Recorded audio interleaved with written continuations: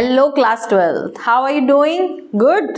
चलिए आज हम फिर से आ गए हैं आपके लिए एक सेल्फ इवेल्युएशन टेस्ट लेके और you can say that some practice questions लेके, जिसकी हेल्प से आप ये समझ जाएंगे कि चैप्टर नंबर 2 के क्वेश्चंस किस टाइप के आ सकते हैं। Like we have discussed about chapter number 1 कि इंडिपेंडेंस के टाइम पे, on the eve of independence हमारी क्या सिचुएशन थी, कैसे हम प्रॉब्लम्स फेस कर रहे थे। तो नेक्स्ट जो आपका सेकेंड चैप्टर आता है as per your book of Indian economic development is Indian economy. इसका जो टाइम पीरियड है that is 1950 to 1990।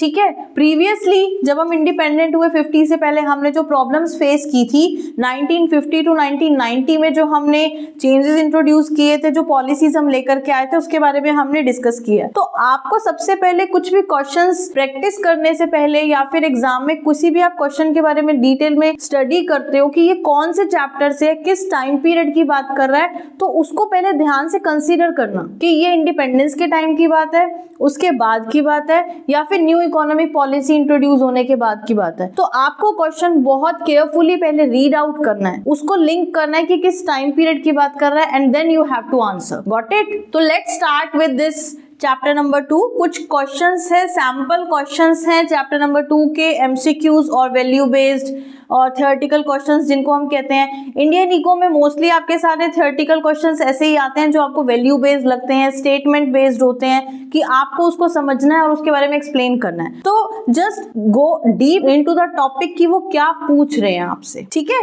Let's start. यहाँ पर आपको कुछ काफी क्लैरिफिकेशन मिलेगी कि किस तरीके का क्वेश्चन आता है और कैसे आप उसे अटेम्प्ट कर सकते हैं। ठीक है, let's start. Question number 1 that is a first MCQ. Policy of import substitution was targeted to protect dash industries. Import substitution जब हमने स्टार्ट किया तो कौन सी इंडस्ट्रीज को प्रोटेक्ट करना था? फॉरेन, डोमेस्टिक, विलेज या small scale? Answer will be B, that is domestic industries. ठीक है, ये तो सबको याद होगा। Question number 2, in 1955 Karve committee was constituted for aiming the dash। हमारी जो ये कमिटी फॉर्म हुई थी 1955 में, कार्व कमिटी, ये किस लिए फॉर्म हुई थी? मॉडर्नाइजेशन के लिए, इंडस्ट्रियल डेवलपमेंट के लिए, स्मॉल स्केल इंडस्ट्रीज डेवलपमेंट के लिए या सेल्फ रिलायंस के लिए? तो आंसर विल बी सी, हमारी जो स्मॉल स्केल इंडस्ट्रीज है उनकी डेवलपमेंट के लिए कमिटी फॉर्म की गई थी। वैसे यूजुअली हम जो स्मॉल स्केल इंडस्ट्रीज के बारे में लिखते हैं तो इतना ज्यादा हम नहीं पढ़ते कि हमें ये कि ये इंडस्ट्री सेटअप की गई थी, इसका टर्नओवर कितना होना चाहिए, इसकी इन्वेस्टमेंट कितनी होनी चाहिए, क्या इसके कैरेक्टरिस्टिक्स से क्या हमें बेनिफिट्स मिले। बट कुछ कमिटीज हैं जो कॉन्स्टिट्यूट की गई, कुछ इनिशिएटिव्स जो हमारी लीडर्स ने, हमारी टीम्स ने लिए थे, उसके बारे में थोड़ी इंफॉर्मेशन आपको रखनी पड़ेगी for MCQ specially. Okay, question number 3, one of the common goals of 5-year plans is growth। what does the growth imply? हमारे जो 5-year plans से उसका एक common goal था, that is growth। तो growth का मतलब क्या है? a larger stock of productive capital, yes। a larger size of supporting services like transport and banking, yes। an increase in the efficiency of productive capital and services, yes। तो answer will be all of these. जब हमारा stock अच्छा होगा, हमारी services अच्छी होंगी, हमारी efficiency increase होगी, तो हमारी ग्रोथ होगी ना। तो answer will B D, all of these. Question number 4, which of the following is not included in land reforms? आपको दो रिफॉर्म्स ध्यान होंगे, land reforms and technical reforms. तो क्वेश्चन में उन्होंने जो हमारे ऑप्शंस दिए हैं, आपको ये चेक करना है कि विच of the following is not included in land reform। use of HYV seats, the abolition of intermediaries, the change in ownership of land holdings और land ceiling। देखिए ये भी लैंड रिफॉर्म है, ये भी लैंड रिफॉर्म है, ये भी लैंड रिफॉर्म है, बट हमें क्या बताना है? Which of the following is not included in land reforms? तो answer will be A, use of HYV seeds. High yielding variety seeds का यूज हमारे कौन से रिफॉर्म में आता है? That is R technical reform. Got it? Next question number 5, dash make imported goods more expensive and discourage their use. कि किस वजह से हमारे इंपोर्टेड गुड्स बहुत ज्यादा एक्सपेंसिव हो गए थे? टैरिफ्स, कोटास, इंपोर्ट ड्यूटीज और कस्टम ड्यूटीज। तो आंसर विल बी टैरिफ्स। आपने ये पढ़ा है कि किस तरीके से रॉ मटेरियल के ऊपर टैरिफ्स रिड्यूस कर दिए गए थे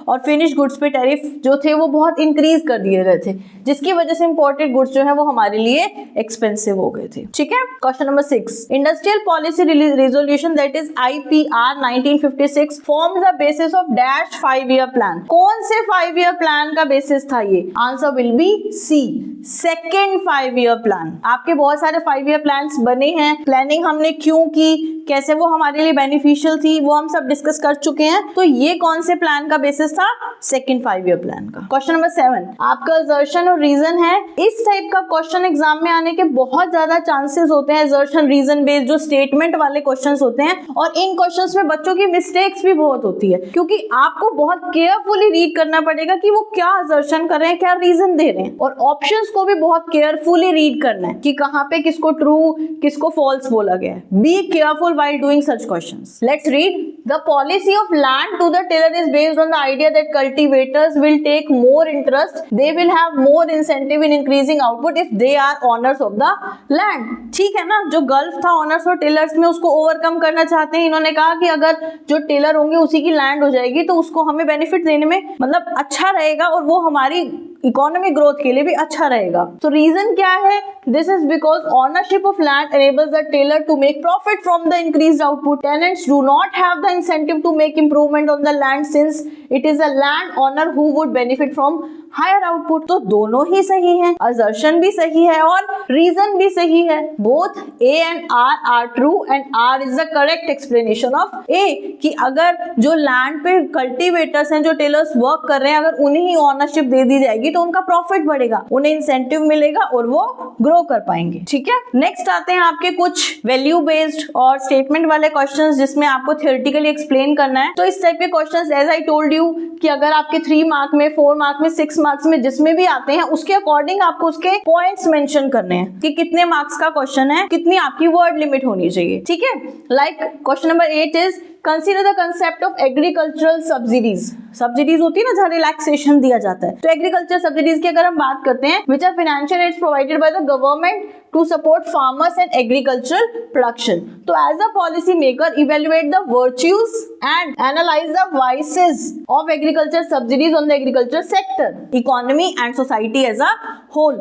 तो जब हम इस agriculture subsidies को evaluate करते हैं as virtue और vices, तो यहाँ पर जो 2 terms हैं virtue and vices, in terms का मीनिंग क्या है? वर्च्यू मीन्स कि वो कैसे हमारे लिए अच्छा है, बेनिफिशियल है, पॉजिटिव है, एंड वाइस मीन्स कि वो हमारे लिए हार्मफुल है, उसका नेगेटिव इम्पैक्ट। तो अगर सब्सिडीज दी जाएंगी तो स्मॉल फार्मर्स जो हैं, जो मार्जिनल होल्डर्स हैं, उन्हें बेनिफिट मिलेगा क्योंकि वो रिसोर्सेज अरेंज कर पाएंगे, प्रोडक्शन अच्छी होगी, एग्रीकल्चर ग्रोथ होगी, फूड प्रोडक्शन अच्छी होगी, तो फूड अवेलेबल भी होगा हमारी ऑर्गेनाइजेशंस के लिए, हमारी जो इकोनॉमी की पॉपुलेशन है उनकी नीड्स फुलफिल होंगी। ठीक है, जो स्मॉल फार्मर्स हैं, जब उन्हें सफिशिएंट रिसोर्सेज मिलेंगे, उन्हें सब्सिडीज मिलेंगी, तो वो ज्यादा ग्रोथ करेंगे, तो उनकी अपनी पर्सनल ग्रोथ होगी और एग्रीकल्चर से हमारा जीडीपी ग्रोथ भी अच्छा होगा। But at the same time ये हमारे लिए वाइस क्यों है, मतलब नेगेटिवली इसका क्या इम्पैक्ट रहा है कि देखिए, गवर्नमेंट जब सब्सिडीज देती है, सब्सिडीज से बेनिफिट तो मिलता है, बट जो हमारी गवर्नमेंट इतने ज्यादा एक्सपेंसेस करती है वो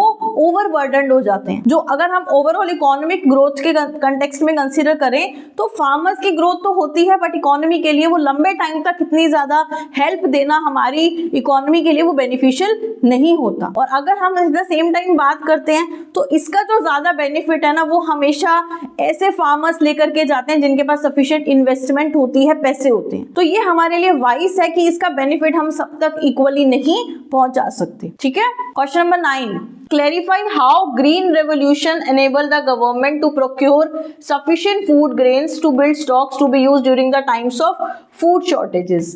ग्रीन रेवोल्यूशन में हमारी फूड प्रोडक्शन अच्छी हो गई थी क्योंकि हमने कुछ नई टेक्निक्स यूज की थी, हमने अपनी प्रोडक्शन को इंक्रीज किया था by using HYV seeds, insecticides, fertilizers, अच्छी फैसिलिटीज अरेंज की थी। तो ग्रीन रेवोल्यूशन की जो भी हमें बेनिफिट्स मिले थे, जो भी ग्रोथ हुई थी, उससे हमारी जो गवर्नमेंट थी उन्होंने कैसे हेल्प की थी। देखिए, जो भी प्रोडक्शन होती थी, जो भी सरप्लस प्रोडक्शन होती थी, उसको गवर्नमेंट परचेज कर लेती थी MSP पे, और जितना भी वो गुड्स परचेज किया जाता था उसको बफर स्टॉक की तरह रखा जाता था। और बफर स्टॉक हमेशा गवर्नमेंट यूज करती थी नीडी पीपल के लिए, जो बिलो पॉवर्टी लाइन थे और जिनकी हमें मतलब हेल्प करने की जरूरत थी, जो अपनी बेसिक नीड्स फुलफिल नहीं कर पा रहे थे। डिफिकल्ट टाइम्स में, कुछ नेचुरल कैलेमिटीज के टाइम पे, ऐसी सिचुएशंस में हमारी गवर्नमेंट उन बफर स्टॉक्स को यूज करती थी और कोई भी हमारी फूड शॉर्टेज होती थी उसको हम ओवरकम कर पाते थे। ठीक है, क्वेश्चन नंबर 10, डिफेंड और रिफ्यूट, या तो आप उसके फेवर में रहेंगे या उसके अगेंस्ट में जाएंगे। The following statement with valid arguments, policy of protectionism encourage the growth of domestic industries, कि हमने अपने जो डोमेस्टिक इंडस्ट्रीज को प्रोटेक्ट करने की कोशिश की थी, उस पॉलिसी में हमारी डोमेस्टिक इंडस्ट्रीज की ग्रोथ तो हुई, but at the same time prove to be an impediment, मतलब कि आप कहोगे कि प्रोटेक्शन करने से ग्रोथ तो हुई, बट वो हमारे लिए इतना यूजफुल नहीं रहा, हमारे लिए इम्प्रॉपर रहा। क्यों? आप इस स्टेटमेंट को डिफेंड करेंगे या refute? This statement will be defended. ये बात सही है कि हमने जिस तरीके से रेस्ट्रिक्शंस की फॉरेन ट्रेड पे, लाइसेंसिंग पॉलिसी फॉलो की, लाइसेंस परमिट राज फॉलो किया, तो इन सभी से हमने अपने डोमेस्टिक इंडस्ट्रीज को प्रोटेक्ट तो कर लिया फ्रॉम इंटरनेशनल ट्रेड, बट अब यहाँ पर सिचुएशन हो गई थी कि हमारी जो इकोनॉमी है उसमें कंपटीशन ही नहीं है, कॉम्पिटिटर्स नहीं है, तो ग्रोथ नहीं है। यहाँ पर अपनी इंडस्ट्रीज को प्रोटेक्ट करने के चक्कर में हमने अपने ट्रेड को बहुत ज्यादा गिरा दिया, हमारी ग्रोथ जो है बहुत स्लो डाउन हो गई, क्योंकि जब हमारे पास कोई कंपटीशन होता है, कॉम्पिटिटर्स होते हैं, तो हम हमेशा अच्छा वर्क करने की कोशिश करते हैं, और यहाँ पर जो कंज्यूमर सोवरेनिटी है वो भी बहुत ज्यादा डिस्टर्ब हो गई थी, क्योंकि कोई चॉइसेस थी ही नहीं। ठीक है, so this was about chapter number 2, that is Indian economy. Hope you find it useful.